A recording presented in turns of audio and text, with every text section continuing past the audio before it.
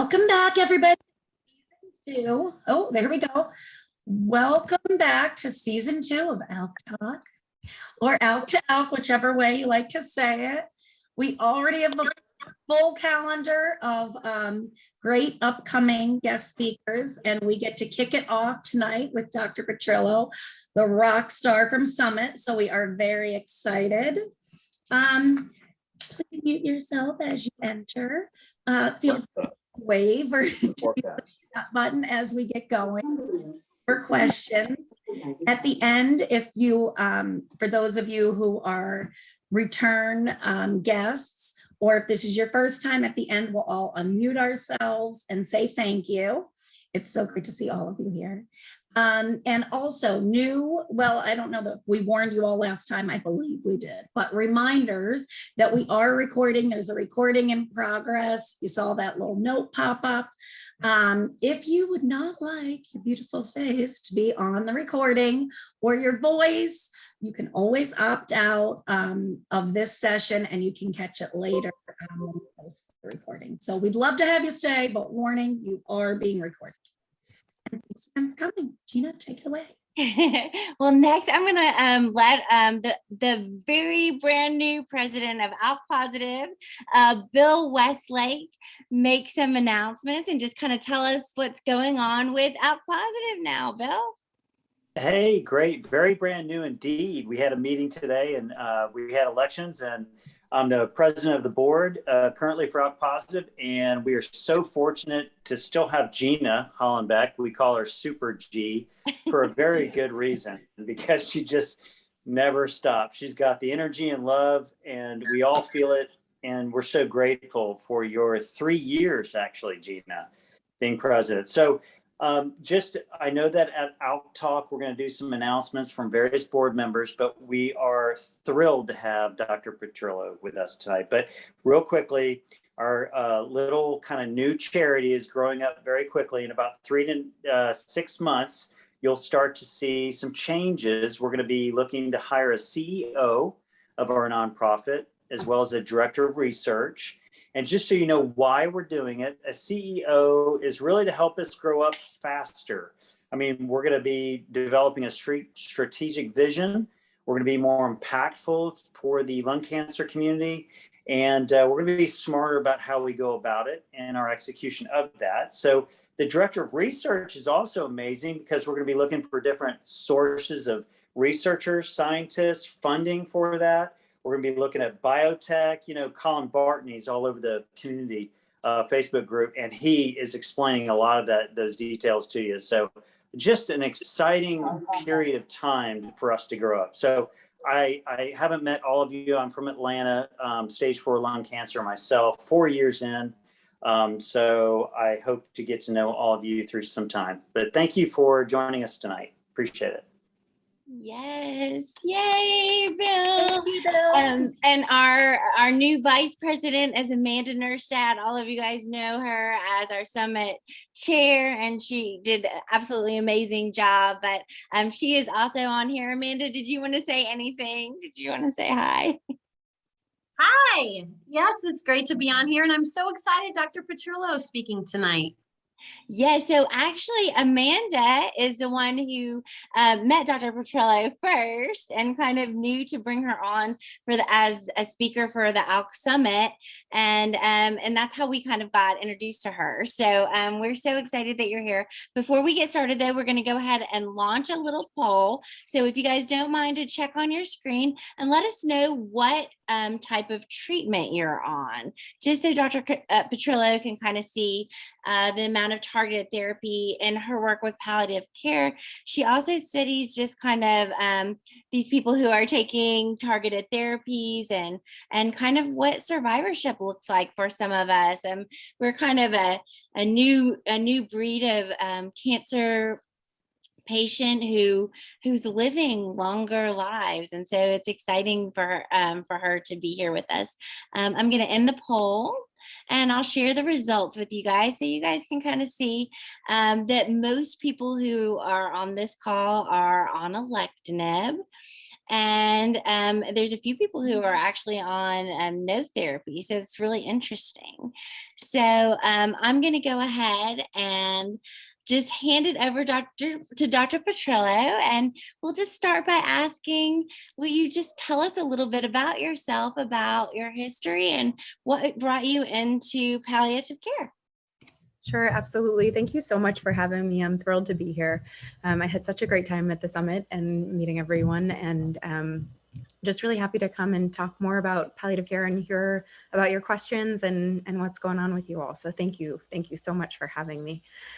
So I am a palliative care doctor at Massachusetts General Hospital in Boston. I trained in internal medicine originally, and then did a palliative care fellowship, and then did a research fellowship, and then came to Boston for my faculty job in order to work with some of the top researchers in palliative care, and also be at sort of the birthplace of early palliative care. So we'll definitely give definitions about palliative care and talk a little bit about the history of the field, but I came to where I am because of the kind of exciting research, and was really excited to also learn about the lung cancer research that was going on. And my research currently sort of merges these two paths of kind of really quickly evolving areas. So I had targeted therapy, kind of lung cancer with targetable mutations, and then palliative care. So just super excited to be here with you all, and to be talking about palliative care and answering your questions. So more questions about, open to really anything, especially, we talked about this a little bit at the summit, but in case there are questions about sort of like when palliative care is appropriate, who it's good for, like any myths that you might have, or anything is fair game. So really open. I have to make a confession that when I was first diagnosed back in 2015, my doctor handed me this packet, and inside of it was a pamphlet about palliative care, and I threw it right in the trash and said, I do not need that. I am not going to die. I am going to push through this and make it. And so anyway, I really kind of equated palliative care to hospice. I thought it was kind of the same thing. So will you kind of clear that up for us and let us know really what palliative care is? Absolutely. So I totally hear you and like understand that response, and don't judge it in any way. So palliative care is a field of medicine. It's an area focused on providing improving quality of life. So we think of ourselves as an extra layer of support focused on helping people with the symptoms and stress of serious illness. And once upon a time, there was sort of the idea of kind of hospice care or focusing on quality of life care and palliative care were sort of synonymous, and people would talk about now someone enters palliative care, because it was always thought like focus on extending length of life or focus on quality of life, kind of either or as a binary sort of decision. And then a few decades ago, really not that long ago, actually more like a couple of decades ago, people started to integrate palliative care into kind of really cancer is actually where it was born, and now it's for kind of all serious illnesses, but integrating a focus on quality of life into the care of people dealing with serious illness earlier towards diagnosis, with the idea that when you're focusing on extending length of life, there are so many other things that kind of come along with illness, from symptoms and side effects and coping with illness. And so why not focus on trying to help people with quality? And so a few kind of big studies happened right around the same time in the late 2008, 2010 kind of timeframe, and that were integrating palliative care with oncology care. And they were actually for people with lung cancer was one of the biggest ones. And then another one kind of was people with several different cancer types. But these investigators demonstrated that integrating palliative care with oncology care not only improved kind of quality of life, it helped people kind of feel better, but they were also looking to see that it didn't shorten life, because there was always the perception that if you focused suddenly on alleviating pain and suffering, that there would be kind of these that you would kind of be taking away from the kind of life extending effect. And in fact, in the biggest study that made all the headlines, people lived longer when they were randomized to the palliative care arm. So that was why it got tons and tons of kind of press and attention and sort of launched our field, because it sort of allayed those fears that you're not choosing either or. You're really trying to think about how to focus on quality of life all throughout the course of somebody's trajectory with cancer. And so since then, there's been a proliferation of palliative care programs in the US and around the world.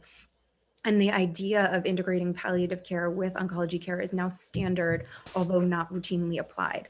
So, and I would say that, we sort of suffer from the history and that people still have the association of palliative care being end of life care and kind of the equivalent of hospice care. But when we practice palliative care in the clinic, we are first and foremost trying to help people live well. That is our first and foremost goal, is trying to understand what is going on with someone physically in their body, psychologically, socially, spiritually, trying to understand all of those things and trying to figure out what to do to help quality of life be as good as possible. And we work in the outpatient setting, we work really closely with oncology teams to try and support the care that people are receiving. So it's really an exchange. My colleagues will say, somebody is dealing with these symptoms or these side effects, can you help? Or, I might say to the oncologist, what's going on, like walk me through what's going on with these scans and, what are you planning for your next lines of treatment? And we're just in exchange like that all the time. And that's really a helpful thing to be part of the team. And I think that is also something that is just also an evolution. I think kind of as the kind of understanding of what palliative care can offer and add kind of continues to grow. And our evidence base is still growing too. So I think, those studies sort of happened when, for lung cancer specifically, when chemotherapy was the main option. TKIs were just kind of coming online for people with EGFR cancer, but not even in a specific way. And so the whole lung cancer landscape has totally shifted in the last decade. And so that's where my focus of research sort of comes in to say, with people living longer with cancer as more of a chronic disease, what do they need?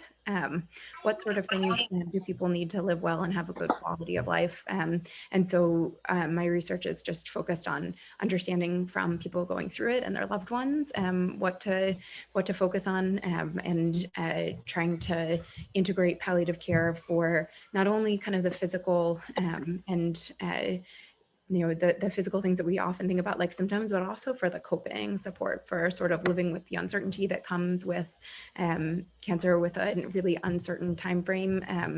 And then also just preparing for the future. So a lot of the things that I heard about from people who participated in my studies was just like struggling with how to plan for the future and how to think about, like, so many people, I did a qualitative study and asked people what they were dealing with. And a lot of people talked about like a struggle with like buying a pair of shoes. Like, I don't know if this pair of shoes,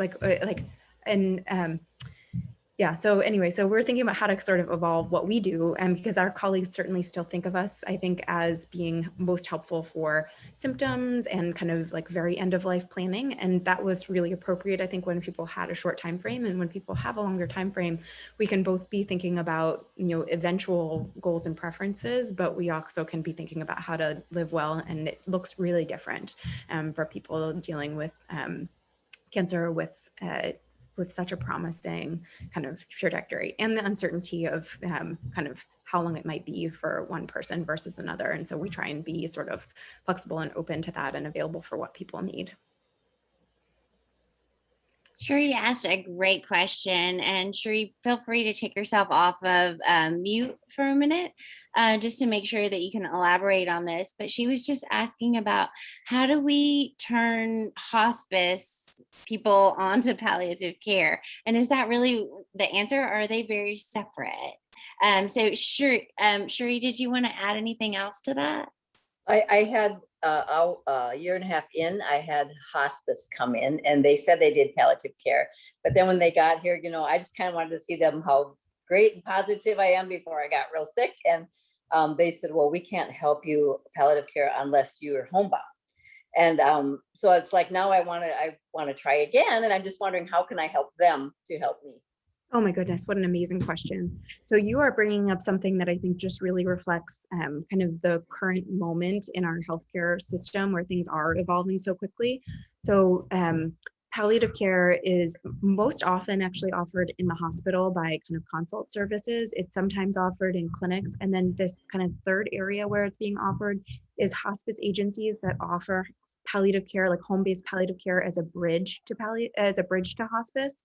And so I think often the way that it's actually used inappropriately is to sort of refer people who are probably appropriate for hospice, but then they say that they're going to do palliative care to sort of soften the blow. And so I think that that's probably what they're used to, is getting referrals like that to sort of like be that transitional phase. And it's a sort of self-fulfilling prophecy. When people get referred very late for services like this, then sometimes even the agencies will start to expect that people are quite sick when they're referred to them.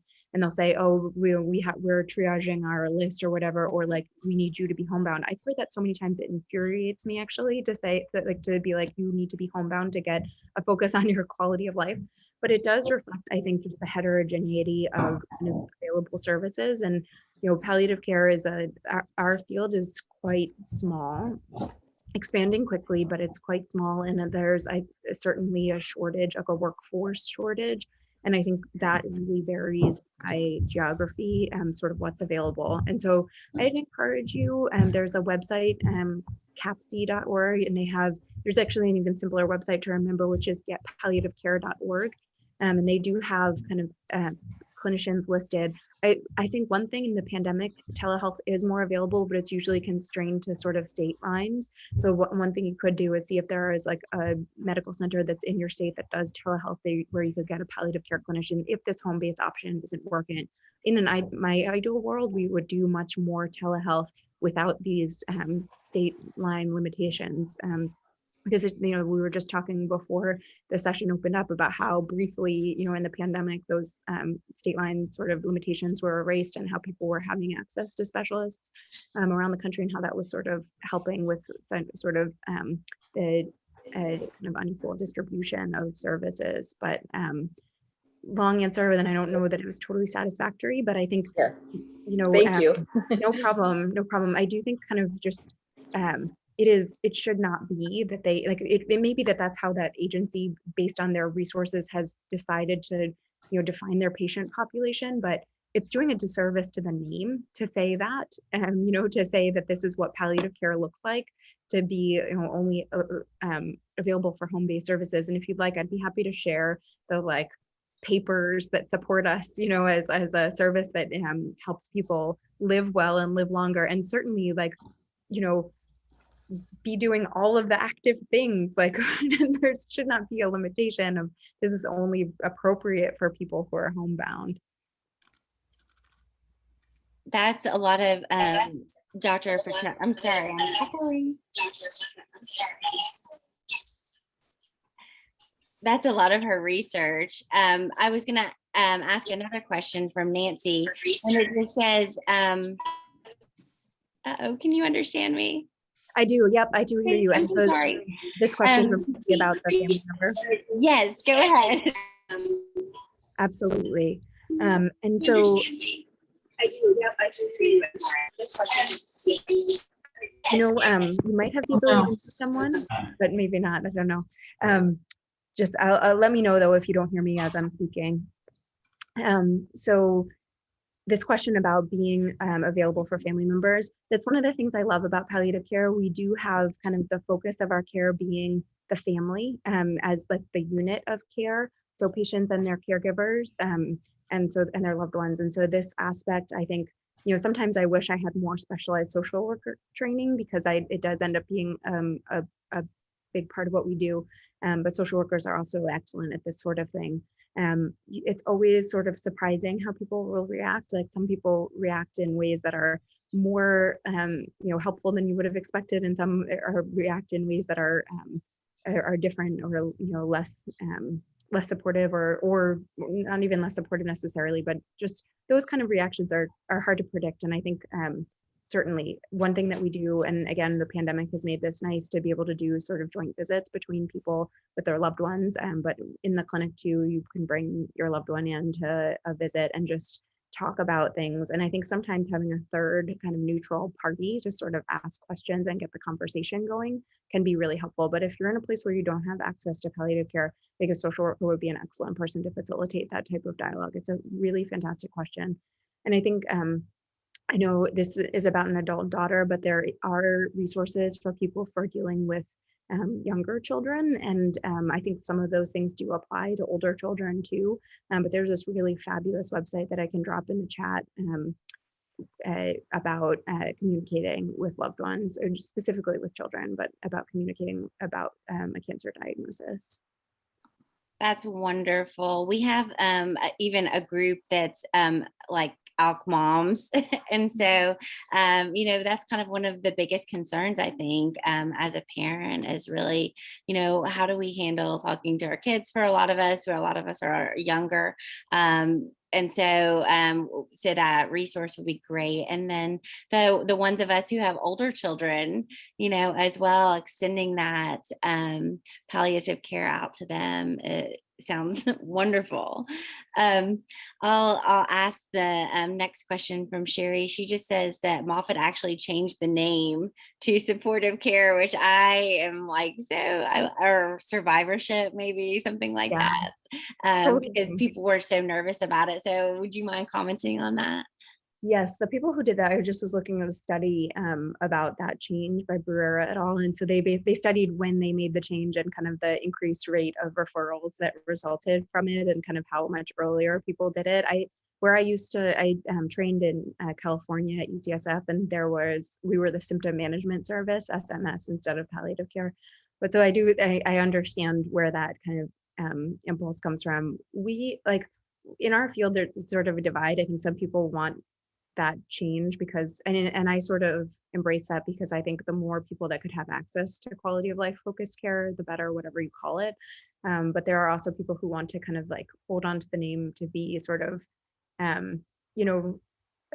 maintain the evidence base that we have of what we do, and just sort of reclaim it and take, which is why I'm thrilled to be here to be talking about it and sort of myth busting about it. Because I think, but we do sort of suffer from that in our field, like needing to have more of getting the word out. And they've done national surveys about understanding about palliative care, and so many people don't know what it is, or if they do have a awareness of it, think that it is the same as hospice. So it is a really big issue that we face. But usually once people are in the door and talking with a palliative care clinician, they can see what the benefit might be for themselves. Linda was just talking on here. She said she does a Zoom class with a palliative care nurse. And she said the normal person, so the person who is me or Summer or Bill or Amanda that you met, or Sheree, we're the ones who really need palliative care. So I was just wondering, what does that look like? Have you ever taken care of an ALK positive patient, and what does that, what does the palliative care team do for that patient? Absolutely. So I think, being at Mass General, so there's both, I get referrals for lung cancer specifically, but also our clinic does still a lot of palliative care clinical trials. So we still are doing early integrated palliative care. Like the original investigators who did that first study are doing studies about telehealth and about different kind of frequency of palliative care. So I get the benefit of really seeing people quite early on their diagnosis, and I've seen a lot of people dealing with lung cancer with targetable mutations, also, other cancers where kind of just the advances in treatment have made it so that people can kind of get back to living their lives and feeling well.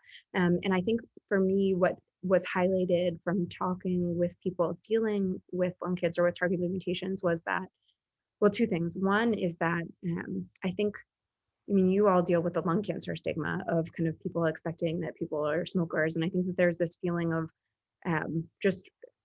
this is not this was so unexpected. A lung cancer diagnosis can be so unexpected. And then there's sort of like a split of how people react. Like, you don't look like somebody with lung cancer. And so, or you don't look like you have cancer. So what do you like? Maybe people don't even totally believe it, or there's kind of the feeling of, well, did you smoke, or judgment about that. There's those kind of stigmas that come. But then also, I think it just really isolates that psychological component. And then also side effects. I think people who are doing super well will sort of minimize their side effects, either to be able to continue on treatment, or because they feel so grateful that they're doing so well that they don't want to bring up the side effects of their treatment. And then there's people are on treatment forever, and so side effects can be cumulative over time. So I think all these things tend to get downplayed, because I'll be in these appointments, we do joint visits pretty commonly, and it'll be like, your scan looks great, and then it's like the visit's over and it's like 10 minutes, and actually there's a whole lot going on that you could talk about, of kind of what somebody is dealing with in terms of coping with their illness, or just anything at all.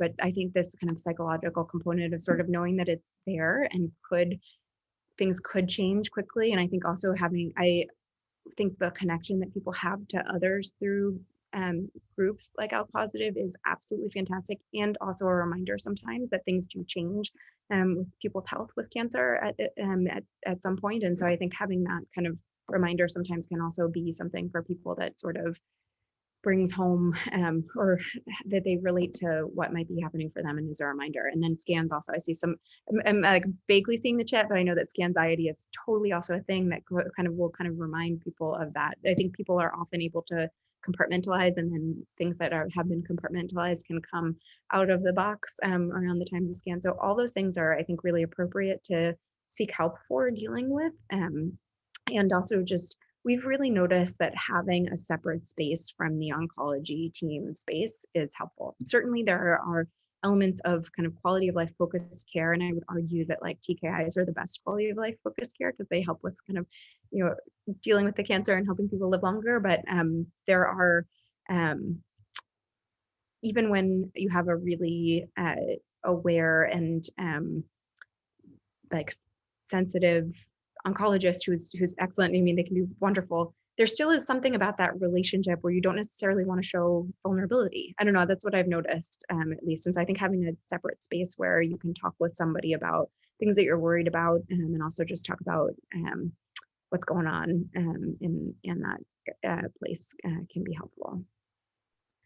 I was just going to ask, as if we engage in palliative care, or if we advocate for that for ourselves, is it always a doctor who's in charge of the care, so that they can prescribe things for symptom management or things like that? Not always. So it's actually works out just fine. I have nurse practitioner colleagues who are just, function equivalently in a clinic to me. And so they have prescribing power as well. Sometimes there are palliative care like RN nurses who see patients. And then in that case, they're usually working with a physician for the prescribing aspect. But usually and this is another thing that I didn't mention earlier about palliative care, but we're usually a multidisciplinary specialty. So including physicians, nurses, nurse practitioners, social workers. In the hospital, usually a chaplain is also involved, sometimes a pharmacist, sometimes dietitian, just different team members. In the outpatient clinic, it tends to be more the NP or MD kind of focus, but usually there is, and we, symptom management is a huge part of what we do. So having the ability to prescribe medications for pain, nausea, and any other symptoms is definitely part of it. And go ahead. I was going to say, I see this question about only strong drugs. Yes, good. We definitely hold, I think that we consider those medications for people. And often we get referred patients who have pain that's so severe that is the where we are. And because of just, our comfort with prescribing those relative to other clinicians. And so I think that we do prescribe those medicines far more often, I think, than other clinicians do, just because of the role that we occupy. But certainly either non-opioid medications for pain, or non-benzodiazepines for sure, and just even sometimes non-pharmacologic therapies are things that we're reaching for as well. But we certainly use a whole breadth of medications when we do prescribe medications besides strong pain medicines and benzodiazepines. Bill had a question just to kind of tag on to that. So our palliative care specialists more knowledgeable about like vitamins and supplements and things like that to help us out. It's a wonderful area that I think we could grow into, but it's not currently sort of part of our training. So I think you're bringing up this question of like, what are the supportive care needs of people kind of living well and living a long time with cancer, with advanced cancer. And I think nutrition is kind of becoming clear to me as part of that. For a number of reasons, I think that's something that helps people feel sort of in control, and like take, just, and it can be super important for health. But we're not specifically trained in that. I refer a ton. I refer my patients so often to nutrition, or sometimes, sometimes I'm doing sort of the psychological counseling piece, and sometimes I'm referring to my colleagues who do kind of psycho-oncology specifically. So PhD kind of psychologists, or sometimes social workers who focus on mental health. I'm referring all the time, sometimes even to physiatry. I often am involving physical therapy and occupational therapy, but I think of myself as sort of like a hub and spokes, as opposed to being like an expert in all of those things. My training is in sort of the symptom management piece, and then, also this kind of like coping with cancer piece. There was a question just about your research. Would you kind of explain to us your research and focus on the part that you're most excited about? Yeah, absolutely. So my goal is to sort of help palliative care sort of evolve to sort of meet the needs of people who are receiving novel therapies for cancer, living longer with advanced cancer, and sort of focus on this new kind of burgeoning area of advanced cancer survivorship. So kind of thinking about what will help people with living well. Certainly, our field is all over sort of management of severe symptoms, preparing for end of life, like helping people with illness understanding. And I think our field is actually less comfortable with, or like less aware of what to do to help people who might be facing a long trajectory, or even, have that uncertainty around what the length of their trajectory will be. And certainly also, feeling well, like not having symptoms of their cancer and having minimal side effects. There's sort of like a feeling of, okay, so what is it that we can do to help? And actually, what my research has been is to just try to understand what it is that people need. So we've done kind of qualitative work with people with lung cancer with targetable mutations to understand what those things are, like what the experiences of living with uncertainty and what the supportive care needs are. We've also done a lot of work on sort of illness understanding, so understanding sort of what to expect and how that kind of is communicated by clinicians. That's something that we have forthcoming. And then I also do other research related to supporting people with understanding what to expect from immunotherapy. So not for people with lung cancer with targetable mutations usually, but another like, up and coming, or, fully integrated into standard of care treatment for people with a whole variety of kinds of cancer. So just my goal is to help support people to be as sort of educated and empowered as possible for and having the best quality of life. And so just sort of bringing those aspects into palliative care, because we do know that early palliative care helps people live well, but the kind of palliative care that was studied originally had a specific focus. And so sort of trying to broaden that focus to be appropriate for the changing needs of people with cancer receiving novel therapies. Well, we're so thankful for your research, and we know for a fact that and until you get things on paper, that sometimes we can't change or we can't make the shift into a care that's better, even when we know it's better, until we actually have it in a research study or on paper or documented. And Sherry says she's one of those people who has been the recipient of supportive care, and she said it's been been life changing. And so it's really something for us to, as patients, to advocate for ourselves for. If we're having this higher level of care, your studies show already that if you have, a higher level quality of life, if you're more active, then you're more likely to live longer. And so, did you want to talk about that at all? I did. So, I mean, I think one of the things that sort of happened, like with these kind of rising, I was mentioning these sort of two different, like phenomena of how these, how palliative care was evolving and then lung cancer care is evolving. And it was almost like, we had this moment of when the early integrated palliative care studies came out, ASCO immediately got on board. A lot of places got on board to say palliative care from the time of diagnosis. Even acknowledging our kind of workforce shortage, it was still sort of the imperative, start from diagnosis. And I actually kind of came to this specific area of research because anecdotally, I was noticing that the kind of excitement about the promise of new therapies was sort of making people think about palliative care later again.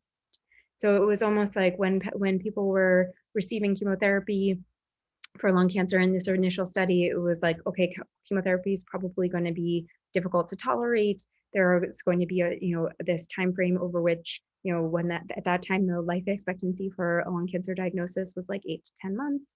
And the thought was, integrating palliative care early was like, 8 to 10 months worth of time for building a relationship with someone, starting to have those difficult conversations, starting to plan for the end of life.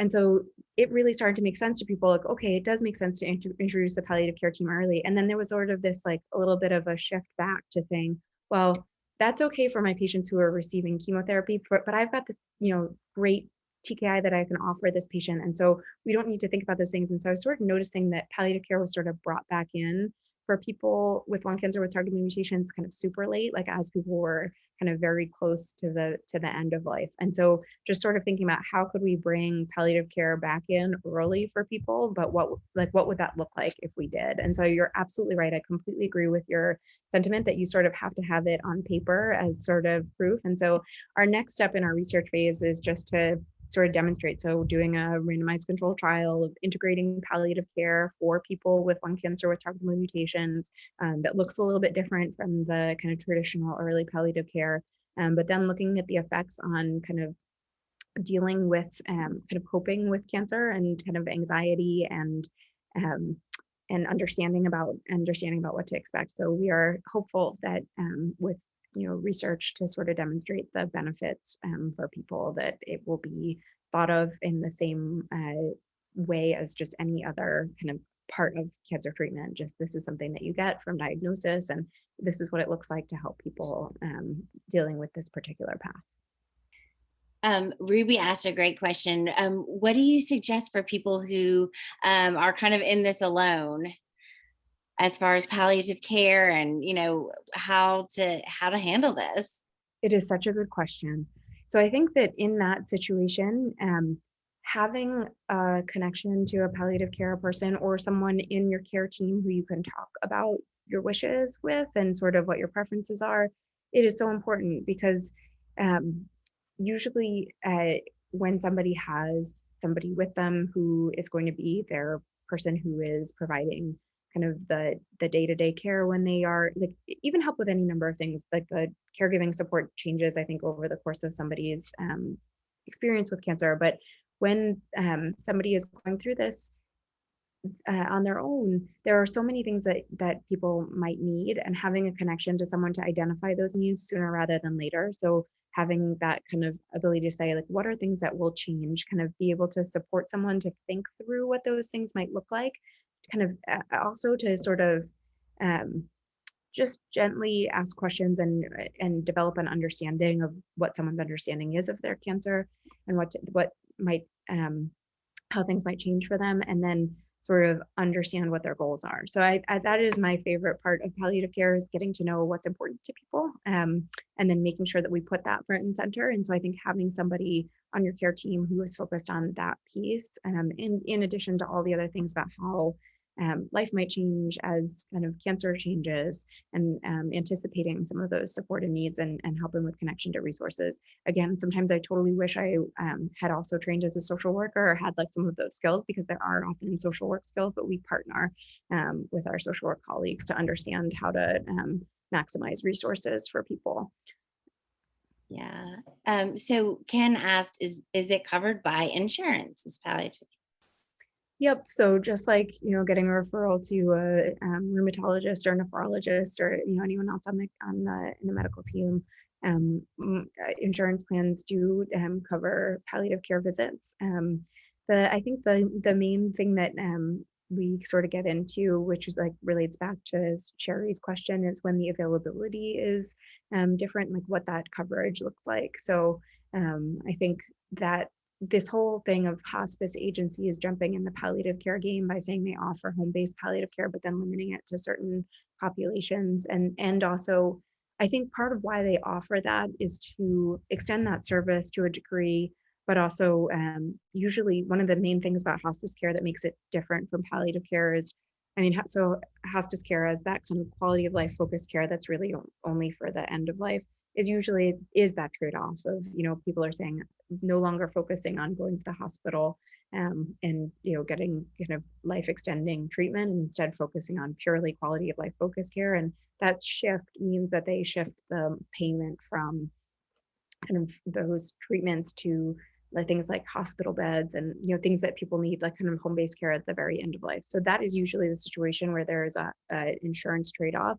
But usually with palliative care that is provided as this extra layer of support throughout the illness process, private insurance, Medicare, Medicaid, I think would be the only place that sometimes, I think most states do in their Medicaid programs have palliative care coverage, but that may be the only area where there could be some gaps. I had a similar experience to Gina, where in the beginning I was introduced to palliative care and completely freaked out because not only did I not know much about lung cancer, but there was the misconception that it was like hospice. But I've been transformed and have since had palliative care. I was in a study at UPenn, so I do buy the shoes, which is I have had palliative care because I'm planning on living longer. But for those of us, this has been so helpful today. I think, yes, it can help with anxiety or nutrition or all different things. So for somebody who's been in it or, had the diagnosis a few years, like Sherry had shared her experience with our art therapy group too, about how palliative care transformed her, which we were so excited and wanted her to proclaim it from the mountaintops for everybody else. So Sherry, thank you. But so for somebody like that, who's had the diagnosis a few years, or somebody just starting out, would you recommend yes, if you have not had palliative care, make an appointment, establish a baseline in a relationship, or do you say wait until you have symptoms that you're struggling with? It's such a good question. And I think, I think there's never a reason not to engage. I think if there's something that could be going better in any way, shape, or form, and who of us does not have something that could be going better in our life, just something to talk about or have a space to deal with those, with any kind of the emotions or anything coming up, but even just to get that initial sort of evaluation. And then I always think of it, if somebody is doing really well and we want to space things out, we can say, okay, me now, you can be back in touch, or your oncology team can be back in touch. And that is one thing that we're sort of exploring in some of our research studies at Mass General, to see, if a different frequency of palliative care makes sense, sort of, ramping it up around the time that somebody is dealing with symptoms or hospitalizations, and having us have a lighter touch at other times. But I always joke, so in our palliative care studies, where we do kind of monthly palliative care for people for 2 years, when people are doing super well, we have these just totally social check-ins, then we really get to know people. And I kind of joke that it's that that New York Times article that went around, get somebody to fall in love with you with 70 questions or whatever. I feel like there's the opportunity to really develop a nice relationship when we have repeated exposure to each other, and just getting to know each other and feel like there's some trust developed. It can be very hugely helpful. And I think that there are aspects of that type of care that can enhance someone's experience. But I think, it is dictated in part by that availability. And so I think if you were at a place where there wasn't that availability to see someone regularly, even just having that contact to then be able to re-engage when somebody is having some more things going on, or to get also that care coordination and referrals. So having that space to talk through everything might bring up something that could identify another connection that would be helpful. And speaking of those connections, we have our ALKtALK on Wednesday. We've got chair yoga at 11 Eastern time. So hopefully you guys can join us. But some of these groups are really just a great opportunity for us to come together, to support each other, love on each other, just like our summit said. And we really do believe that we're stronger together. And so, Dr. Petrillo, if there's anything that we can do as a group to help you in your research, to get it out there that palliative care really can change life. We are change lives. We're really happy to help you with that. So thank you. You have been talking for an hour. You've been doing an amazing job. So we appreciate you so much. So everyone, if you don't mind, take yourselves off mute and you can give Dr. Petrillo a clap or a thank you or whatever you like. Thank you. Thank you. Thank you. Thank you. Thank you. Wonderful job. Thank you. Thank so much. you. Thank you. Thank you. I'll drop my email in the chat if anybody wants to be in touch. Okay, sounds good. Thank you so much, Dr. Petrillo. Yeah, Thanks, Dr. Petrillo. Thank you, Gina. Thank you, everyone. Everyone have a great night. Have a good evening. Bye-bye.